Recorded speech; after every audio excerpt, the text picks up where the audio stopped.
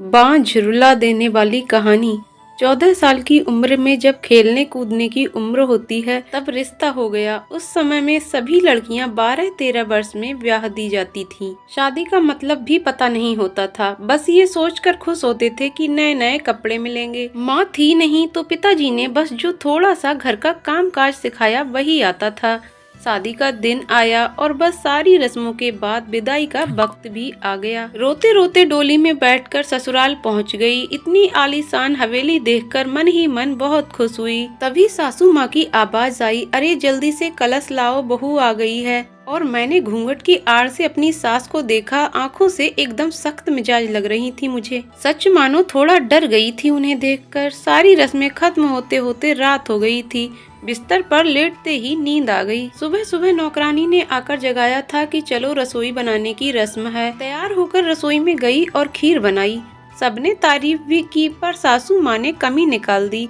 साथ ही साथ हिदायत भी दे दी कि अब बचपन छोड़कर कुछ काम काज सीख लो। 15 दिन बाद मेरे पति को भी हॉस्टल जाना था क्योंकि वह तब बीए कर रहे थे। खैर अमर भी हॉस्टल चले गए और मैं अकेली रह गई। अपने सास और ससुर के साथ पढ़ती। बीच बीच में अमर चिट्ठी लिखते थे पर पहले सासू माँ थी, बाद में मेरे पास आती थी। उम्र कम होने की वजह से इतना फर्क नहीं पड़ता था।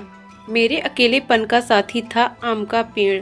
हाँ, वही आम का पेड़ जो हवेली के पीछे आंगन में लगा था।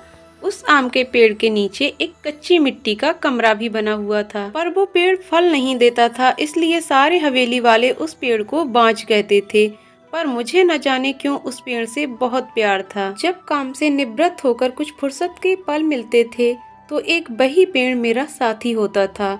उसको देखते हुए मैं अपनी सारी थकान भूल जाती थी। 2 साल बीत गए और मैं 16 की हो गई। अमर की भी स्नातक की पढ़ाई पूरी हो गई थी।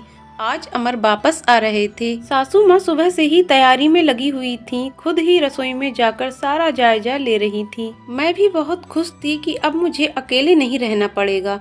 16 श्रृंगार के साथ में पूर्ण स्त्री की तरह महसूस कर रही थी। आज मांग का सिंदूर कुछ अलग ही लालिमा लिए हुए था। शायद वह लालिमा मेरे चेहरे पर भी दिख रही थी। तभी तो मेरी सास ने मुझसे कहा कि जा अपनी नजर उतरवा ले। अमर आ गए हैं। हवेली की हलचल से पता चल गया था मुझे। खाने पीने से निवृत्त होकर सब आराम करने चले गए। अमर भी कमरे में आ गए थे और मैं बस शर्म से लाल हुई जा रही थी। तभी अमर ने मुझे तोहफा दिया, एक सुंदर लाल साड़ी। पर मेरे लिए तो अमर का वापस आना ही सबसे बड़ा तोहफा था। हमने ढेर सारी बातें की जिनमें कुछ शिकायतें थी, कुछ प्यार था। समय बीतता गया और 2 साल कैसे बीत गए पता ही नहीं चला। अमर और मैं एक दूसरे के साथ बहुत खुश थे। एक दिन अचानक पता चला कि मेरे पिताजी बहुत बीमार हैं। अमर मुझे लेकर तुरंत रवाना हो गए। पिताजी मुझे देखकर बहुत खुश हुए, जैसे मेरे लिए ही अपनी सांसों को रोका हुआ था। और फिर मुझे अमर के हवाले करके वो इस दुनिया से चले गए। भीगी आंखों से अपने पिताजी को विदा किया। अब मेरा सब कुछ अमर और उसका परिवार ही था। समय गुजरता गया और अमर ने अपनी लॉ की पढ़ाई भी पूरी कर ली और अब वो सरकारी वकील कहलाने लगे थे। पर भगवान ने मुझे अभी संतान का सुख नहीं दिया था। अभी तो सासू माँ दबी जुबान में बोलती थीं, पर धीरे धीरे उन्होंने अपना रुख कड़ा कर लिया। अमर बहुत व्यस्त रहते थे अपने काम में, सो भी मेरे पीछे सारा दिन पड़ी रहती। धीरे धीरे सारे गांव में ये बात फैल गई कि हवेली की बहू बांझ है। तीर की तरह चुभता था ये शब्द, पर कुछ कह नहीं पाती थी, सिर्फ आंसुओं से दिल हल्का करती थी। अमर मुझे दिलासा देते थे पर लोगों का व्यवहार अंदर ही अंदर मुझे खोखला कर रहा था। अभी मेरी उम्र ही क्या थी, सिर्फ 19 साल, और लोगों ने मुझे बांझ बना दिया। बचपन से ही शरीर से दुबली पतली थी मैं। फिर माँ के मरने के बाद ठीक से पालन पोषण भी नहीं हो पाया था। एक दिन अमर जब दोपहर के खाने पर घर आए तो सासू माँ ने फरमान सुना दिया कि हम अमर की दूसरी शादी करेंगे। उफ, इतना बड़ा धोखा अमर कैसे दे सकते हैं मुझे? नहीं, ऐसा नहीं हो सकता है। बत्ती बुझा दो, मुझे सोना है। अमर, कुछ बात करनी है आपसे, मैं थक गया हूँ। धानी, मुझे सोने दो। अमर, क्या आप दूसरी शादी करेंगे? धानी, मैंने कहा ना, सोने दो मुझे, थक गया हूँ।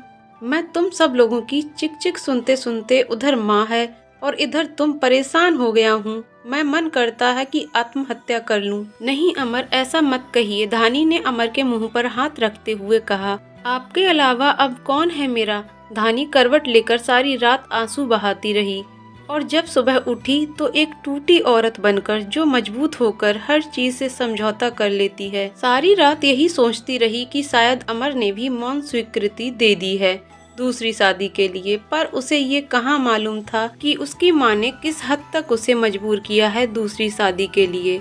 1 महीने के अंदर ही अमर की दूसरी शादी गेंदा से हो गई। गेंदा अमर की माँ की दूर की रिश्तेदार की बेटी है। धानी अपना सामान सब पीछे वाले कमरे में रख ले, आज से गेंदा इस कमरे में रहेगी अमर के साथ। सासू माँ ने हाथ नचाते हुए कहा, कैसे छोड़ दूं ये कमरा। नहीं, ये मेरा कमरा है, जिसे जहाँ जाना है जाए। पर फिर ख्याल आया कि जो ब्याह कर इस घर में लाया था, जब वही मेरा नहीं है तो ये कमरा मेरा कैसे हो सकता है। ऐसा सोचते हुए आंखों में आंसुओं का सैलाब उमड़ पड़ा।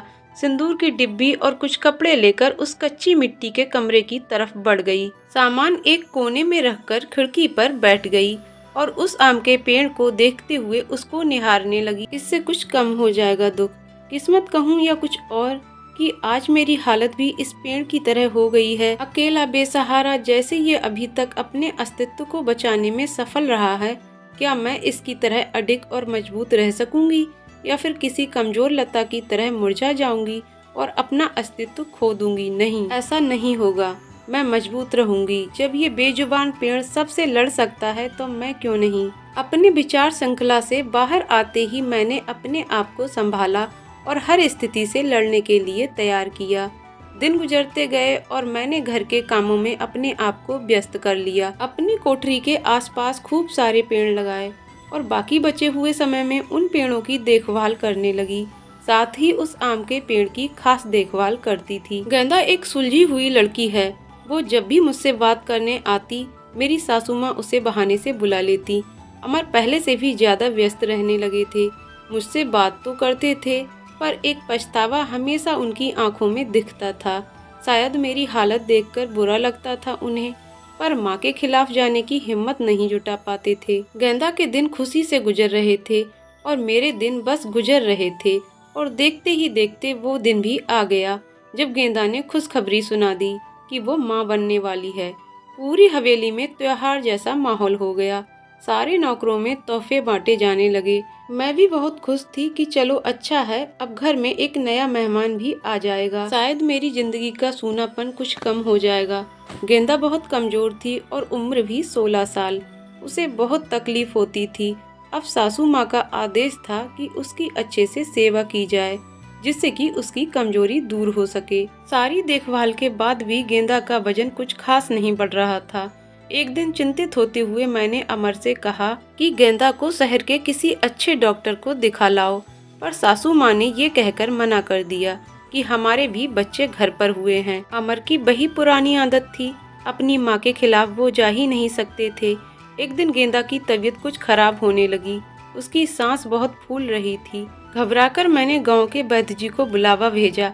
वैद्य जी ने आकर कुछ दवाइयाँ दी और खून की कमी भी बताई। और जब मैंने अमर को ये सब बताया तो सासू माँ ने मुझे गेंदा से दूर रहने का आदेश दे दिया, ये कहकर कि एक बांझ की छाया भी नहीं पड़नी चाहिए गेंदा पर। खैर, मुझे गेंदा से दूर कर दिया गया और मैं फिर से अपनी कोठरी में अकेली सारा दिन बंद रहने लगी। या ये कहूँ कि अंदर ही अंदर मैं खुद भी डर गई थी कि कहीं सचमुच मेरी वजह से गेंदा को कुछ न हो जाए। कुछ दिन बाद रात में नौकरों का शोर शराबा सुनकर मैं आंगन की तरफ भागी। देखा तो गेंदा के प्रसव का समय आ गया था। गांव की बूढ़ी औरतें, दाइयों को बुलाया गया। पूरी हवेली में हलचल का माहौल था। मैंने अमर की तरफ देखा, बहुत डरे हुए लग रहे थे। मैं उनके पास गई और उन्हें थोड़ा धैर्य रखने को कहा। थोड़ी देर में बच्चे की किलकारी गूंजने लगी। हम सभी की खुशी का ठिकाना नहीं रहा था। पर तभी काकी ने बाहर आकर बताया कि गेंदा की कमजोरी और खून की कमी के कारण वो गेंदा को बचा नहीं पाए। बेटी को जन्म देते ही गेंदा का देहांत हो गया। हाय, पोते का मुंह देख नहीं पाई मैं, अब कैसे मेरा वंश चलेगा। सासू माँ का विलाप सारी हवेली में गूंज रहा था। उस छोटी दूध मुंही बच्ची को देखकर मेरा कलेजा मुंह को आता था। ऐसा लगता जैसे वो मैं हूँ। मैंने उसे कलेजे से लगा के रखा। जिनकी माँ नहीं होती वो बच्चे कुछ ज्यादा ही समझदार होते हैं शायद। जरा भी परेशान नहीं करती थी वो मुझे। बस दूध पीते ही सो जाती थी। सासू माँ का वही राग चलता रहता कि लड़कियों से वंश नहीं चलता है, पर अब शायद किसी को फर्क नहीं पड़ता था। अमर अब पहले से खुश रहने लगे थे। ऑफिस से आते ही मेरे कमरे में आते और गुड़िया को खिलाते। मुझे भी अमर को खुश देखकर बहुत अच्छा लगता था। साल बीत चुका था गेंदा को गए हुए और गुड़िया को आए हुए। आज गेंदा की बरसी है हवेली में, छोटी सी पूजा रखवाई है। मैंने पंडित जी के आते ही सासू माँ से प्रश्न किया कि क्या मैं जीते जी पोते का मुंह दिखा पाऊंगी, और पंडित जी ने उसके लिए कुछ ग्रह शांति के उपाय बताए। सासू माँ चल दी पंडित जी को हवेली दिखाने और सारी हवेली को शुद्धि कराने। मेरी कोठरी के पास भी गईं और पंडित जी को वो बांझ पेड़ भी दिखाया। पेड़ देखते ही पंडित जी का मुंह बन गया और उन्होंने कहना शुरू कर दिया कि इसी मनहूस पेड़ की वजह से हमारे घर में बेटा नहीं है, जितनी जल्दी हो सके इसे कटवा दो। अब मेरे बर्दाश्त की हद हो चुकी थी। मैंने अमर की तरफ देखा, पर मुझे नहीं लगा कि वो मना करेंगे, और सासू माँ ने तुरंत नौकरों को बुला लिया कि आज इस पेड़ को काट ही डालो। मुझे कुछ समझ नहीं आ रहा था कि क्या करूं, कैसे अपने सुख दुख के साथी को बचाऊं। जैसे ही वो कुल्हाड़ी लेकर पेड़ काटने के लिए आगे बढ़ने लगे, मैं फुर्ती से भागकर उस पेड़ से लिपट गई और विनती करने लगी कि इस पेड़ को छोड़ दो। पर वो लोग नहीं मान रहे थे। मैं रोती जा रही थी, पर किसी को तरस नहीं आ रहा था। तभी किसी ने मुझे खींचकर धक्का दिया और मेरा सर पत्थर से टकरा गया। सिर से खून की धार निकल रही थी। ये देखकर अमर से रहा नहीं गया और उन्होंने सबको वहां से हटा दिया और तुरंत मुझे अस्पताल ले गए। मलहम पट्टी के बाद मुझे कुछ होश आया। डॉक्टर साहिबा सामने खड़ी थी और अमर को कुछ समझा रही थी। सासू माँ भी वहीं थी और उनके चेहरे से पता चल रहा था कि उन्हें अपने किए पर अफसोस है। डॉक्टर, क्या अब हम इसे घर ले जा सकते हैं? अमर ने पूछा। हाँ, अब आप इन्हें ले जा सकते हैं, पर ख्याल रखिएगा कि अब ऐसा दोबारा ना हो, क्योंकि ऐसी हालत में ऐसे गिरना ठीक नहीं होता। ऐसी हालत? डॉक्टर, क्या हुआ है इसे? अमर ने घबराते हुए डॉक्टर से पूछा। अरे, आप लोगों को नहीं पता, अब ये माँ बनने वाली है, तो इनका अच्छे से ख्याल रखिएगा।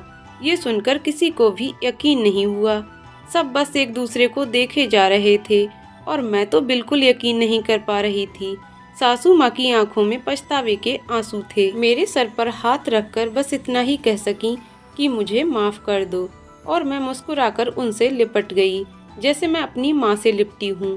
पूरे 9 महीने मेरी सासू माँ ने मेरा बहुत ख्याल रखा और मैंने उस पेड़ का। आज मेरी डिलीवरी होनी थी। सासू माँ समय से मुझे अस्पताल ले गईं, ताकि जो गलती उन्होंने गेंदा के समय की थी वो अब ना हो। बधाई हो, आपके पोता हुआ है। नर्स ने सासू माँ को खबर सुनाई और सासू माँ ने हाथ से अंगूठी निकालकर नर्स को दी। वो खुश थी, पर इस वजह से नहीं कि पोता हुआ है, बल्कि इस बात पर कि मैं बिल्कुल ठीक हूँ। हवेली में धूमधाम थी। सब खुश थे कि हमारा परिवार पूर्ण हो गया था बेटी और बेटे के आने से। और एक खुशी कहीं और भी पनप रही थी। वो उस आम के पेड़ में फल आ रहे थे। शायद हम बहुत जल्दी चिंता करने लगते हैं फल आने की, पर हर चीज का एक समय होता है। कुपोषित शरीर हो या पेड़, दोनों ही फल नहीं देते। दोस्तों, आपको कहानी कैसी लगी कमेंट करके जरूर बताइएगा। कहानी पसंद आई हो तो वीडियो को लाइक शेयर करें और चैनल को सब्सक्राइब करें। वीडियो को पूरा देखने के लिए बहुत बहुत धन्यवाद दोस्तों।